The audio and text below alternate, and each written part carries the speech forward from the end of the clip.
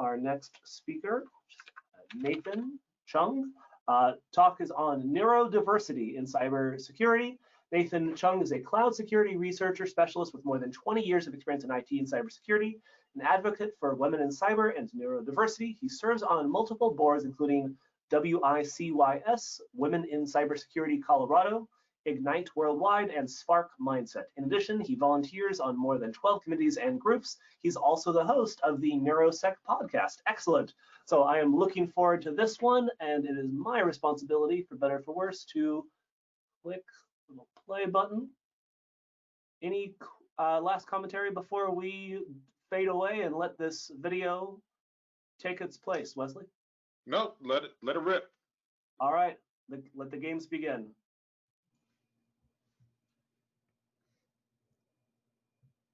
Welcome to GRIMMCon 03.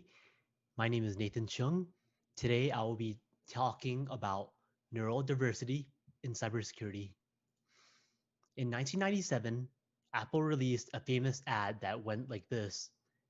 Here's to the crazy ones, the misfits, the rebels, the troublemakers, the round pegs in square holes, the ones who see things differently. They're not fond of rules. You can quote them, disagree with them, glorify or vilify them, but the only thing you can't do is ignore them because they change things.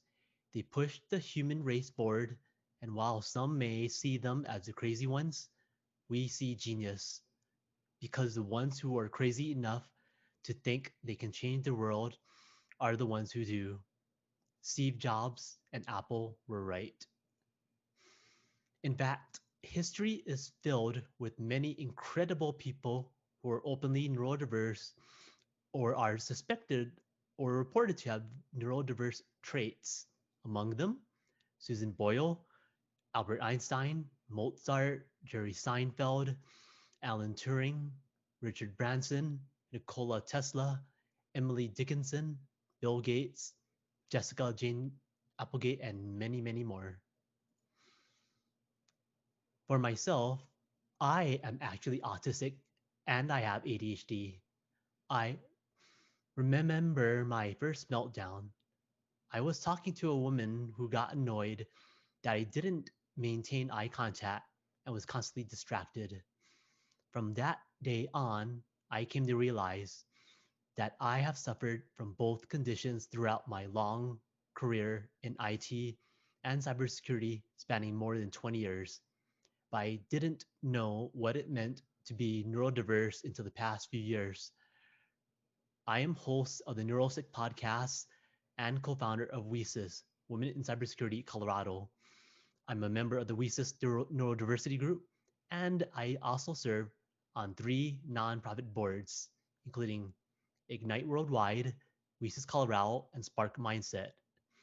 Today, I will briefly cover neurodiversity and will then discuss how neurodiverse people can help reduce the cybersecurity skills gap, go over the ideal cybersecurity jobs, roadblocks, and changes that need to be made. First, what are neurodiverse conditions and neurodiversity?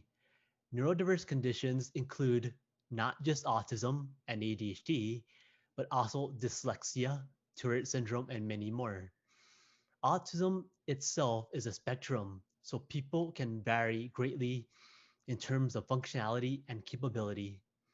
Neurodiversity is the idea that these neurological differences are natural variations in human genomes, which reminds me of the X-Men cartoons that I watched growing up. Similar to the X-Men, despite the many famous people in history who were and are neurodiverse, there is a negative stigma today, and society often labels neurodiverse individuals as freaks, geeks, loners, and misfits. This is often due to the fear of differences in people, especially in people that do not look or act like us. People who are neurodiverse often have poor social skills, reduced executive functions, anxiety, meltdowns, and sensory overload. This gives the perception that neurodiverse people are broken. As a result, they often wear masks and pretend to be just like everyone else to fit in.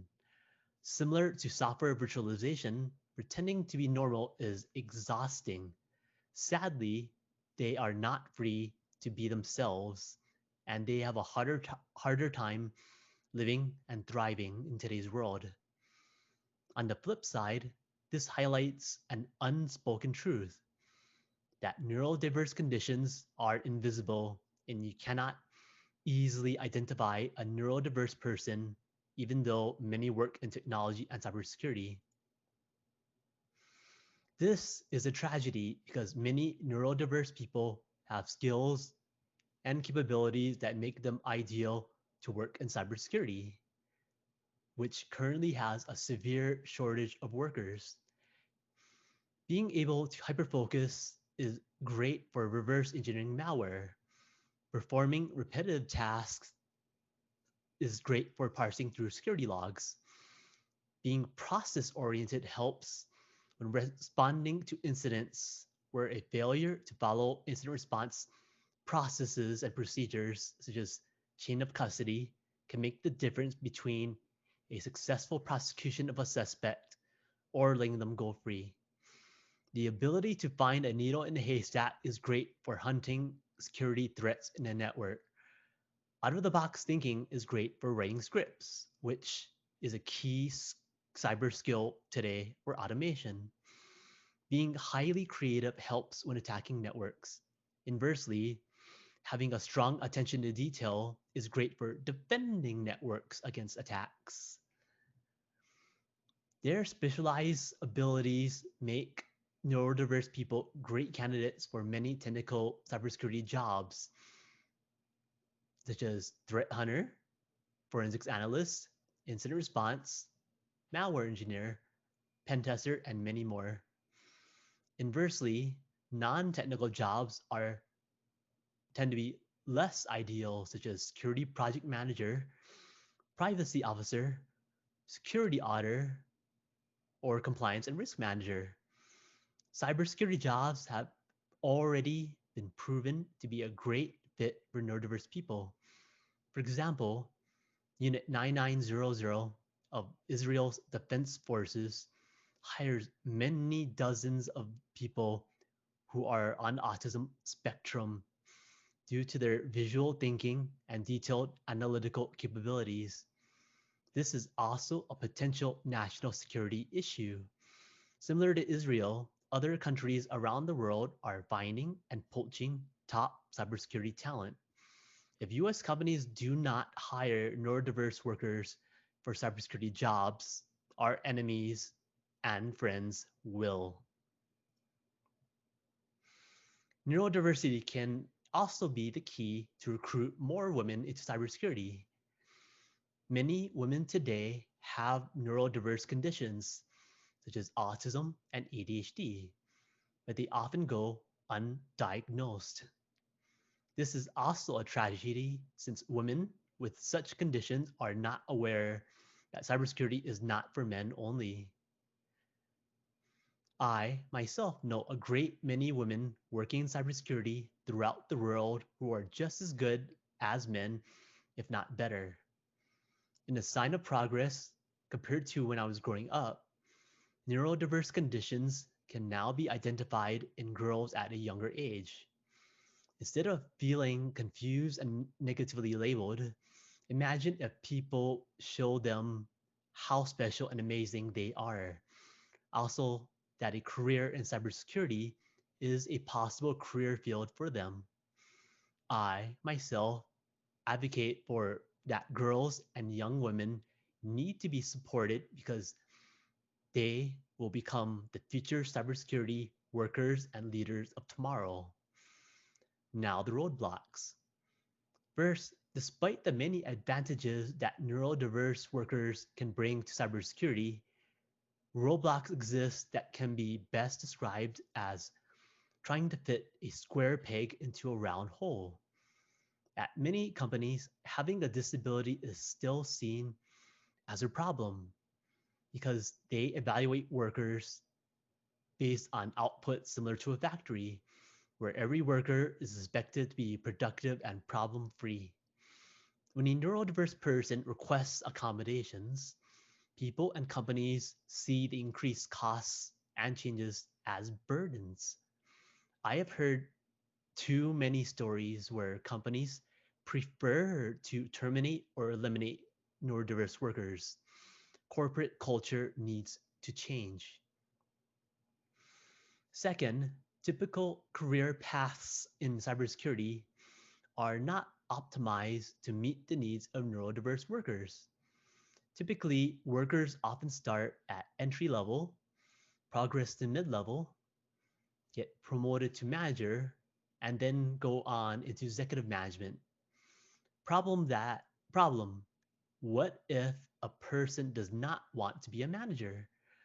Social interactions are where many neurodiverse people struggle. Also with also many neurodiverse workers will prefer to stay in a technical position. The typical career path have and will continue to fail them. To make matters worse, changing job descriptions and career paths are often very hard to do, especially with older legacy HR systems that are often difficult to reconfigure. Since many companies retain such legacy HR systems due to the high cost of replacing them, change is almost impossible. In my experience, companies will often choose not to change settings in legacy systems and just hope that the system doesn't break. Even more difficult are job descriptions and career paths for government positions. When I started my first full-time IT position working at Honolulu Police Department in Hawaii, they still use ancient technology terms in their job descriptions, such as microcomputer. The term microcomputer was popular back in the 1970s and 80s. Unfortunately, many years later, not much has changed. This is part of a job description for a government position today. Why are these ancient terms still used?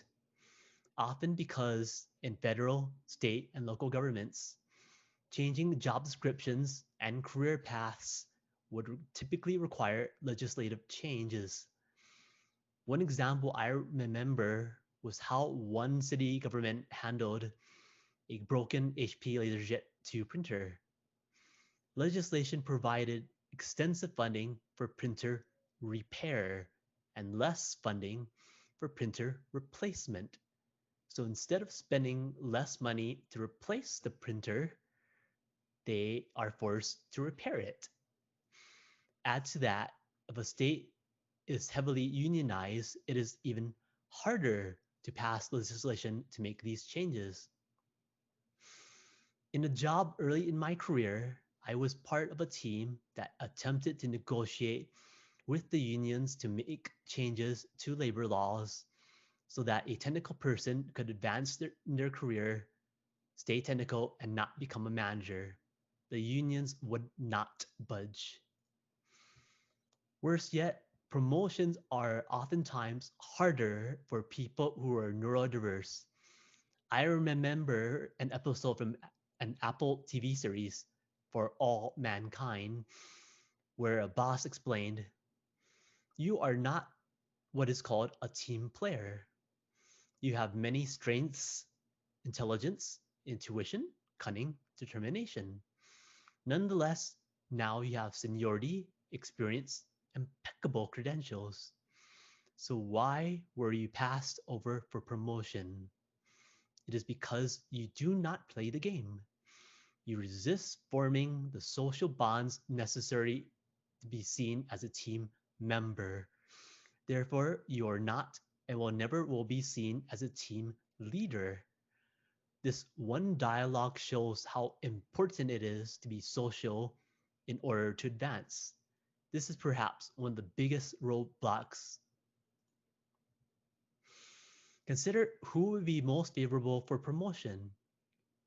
Mr. X, who is neurodiverse, he generates tons of productivity and often struggles at social events such as happy hours.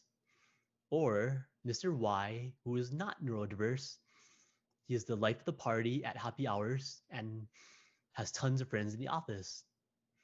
In my experience, Mr. Y will always win out, especially for promotion into management roles. This is because he can develop the social relationships to build trust and navigate office politics.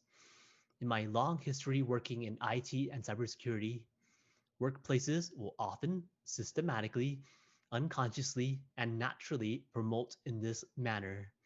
I myself experienced this. Drinking at happy hours is one of the most common group activities, along with golf and sports events. When a person refuses to attend, as many who are neurodiverse may often choose, it sends the message that you are not a team player, you are antisocial, and definitely not worthy of promotion. This effectively and unfairly shuts out many neurodiverse people from promotion into higher level positions. So, what can be done to remove these roadblocks? First, let's start with interviews. Some companies interview with a panel with large number of interviewers. For some neurodiverse interviewees, this can be very intimidating.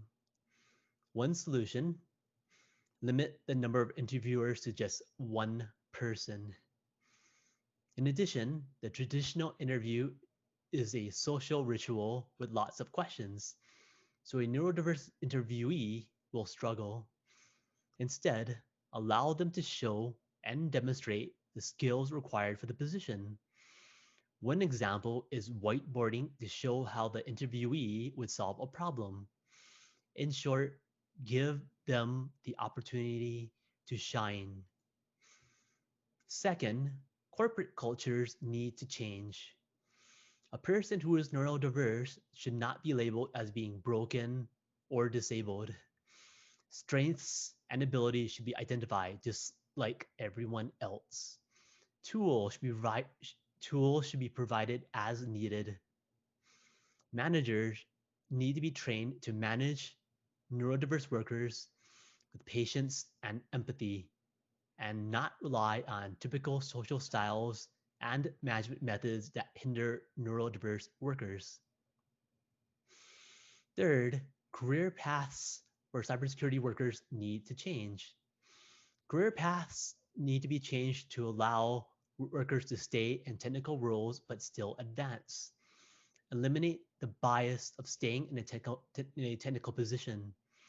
Eliminate requirements that force workers into positions where they cannot thrive.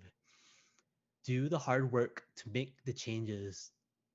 Upgrade HR systems and and if necessary, pass applicable legislation or policies. Essentially, get it done. Finally, workplaces need to go all in. There are many companies that have neurodiversity hiring programs. The flaw is that the changes made affect only a small part of the organization without necessarily making lasting changes to affect the whole. Companies need to go all in so that the changes have real impact to ultimately respect the differences, strengths, and weaknesses of not just neurodiverse workers, but all people.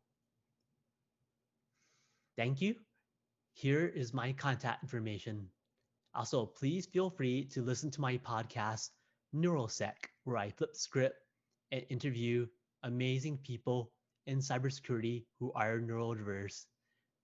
And thank you to NeuroCon for this wonderful opportunity to speak at GRIMMCon.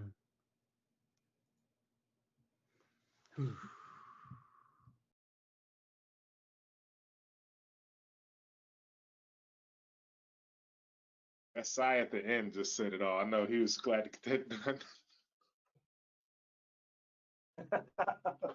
done. Yes, absolutely. I felt those sighs at the end of talks, absolutely. Normally I wait until I turn off video, but it's recorded right now. No, it's totally normal. I mean, that's part of it. It's totally normal. It's like, Yeah. but Now where's that turn off the recording button? Okay. Oh boy, now that it stopped recording, I can. Oh wait, I'm still being recorded. No, yeah, done all those things. All no, right. this was awesome. I loved it. I love this talk. That was a great talk. And different perspectives help us all. Different, like if you think of neurodiverse as being kind of the edge of a bell curve, right here. Impromptu bell curve. Come on.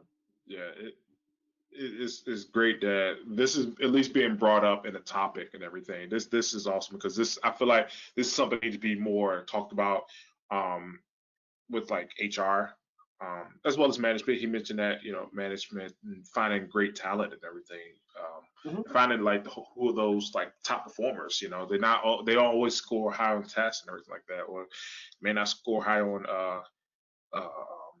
just the things that you think they are, but they're very high performing in certain areas. And, you know, that's pretty much most of cybersecurity. You know, some people are very high performing in very certain areas, you know.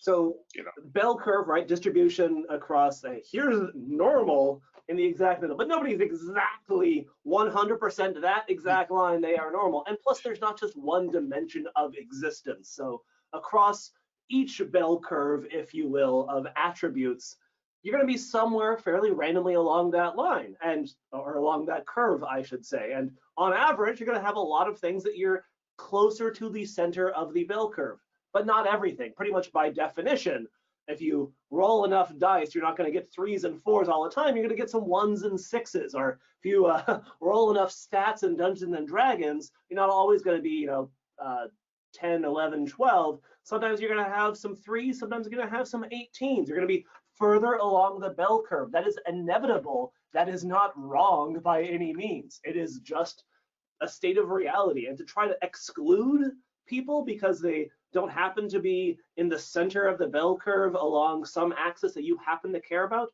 you're excluding so many people with such great useful insights for you that saddens me to think of. So just wanted to speak to that, and that whole talk was amazing. I'm very happy that Nathan was able to join for GRIMMCon to share that with us.